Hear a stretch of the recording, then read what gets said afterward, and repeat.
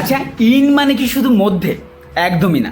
ইনের আরো 5টা পাওয়ারফুল ইউজ আছে, যেটা জানলে তোমার ইংলিশটা কিন্তু আরো ন্যাচারাল শোনাবে। প্রথমে আমরা মনে রাখবো যে মান্থস, ইয়ার, সিজন, সেঞ্চুরি এগুলোর আগে কিন্তু আমরা ইন ইউজ করব। কিভাবে?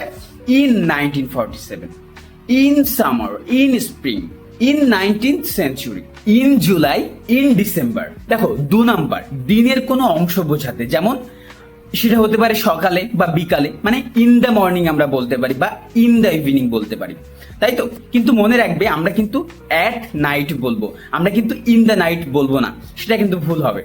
নাম্বার 3, সিটিজ, স্টেটস, কান্ট্রি, এরিয়া এগুলো বোঝাতে কিন্তু আমরা ইন ব্যবহার করি, যেমন in India, in London, in Kolkata, in a small village, in a small village. তাহলে আমরা কিন্তু এখানে ইন ইউজ করতে পারলাম।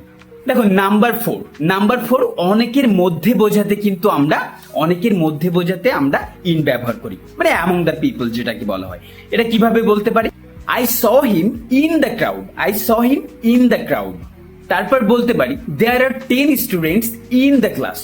এবার সেই ফাইনাল রুল, যেটা তোমরা ইউজ তো করেছো অনেক, কিন্তু জানোই না যে এটার এইভাবে ব্যবহার হতে পারে। আচ্ছা, এগুলো দেখো আমরা বলতে পারি in fear, in anger, in shock, এগুলো কিন্তু আমরা বলতে পারি। একটা সেন্টেন্স তৈরি করি, he was in shock after the accident. তারপরে বলতে পারি he was in pain, he was in pain, in love, in doubt, এগুলো কিন্তু আমরা বলতে পারি। এরকম হেল্পফুল ভিডিও যদি তুমি না চাও, তাহলে ফলো করার একদমই প্রয়োজন নেই।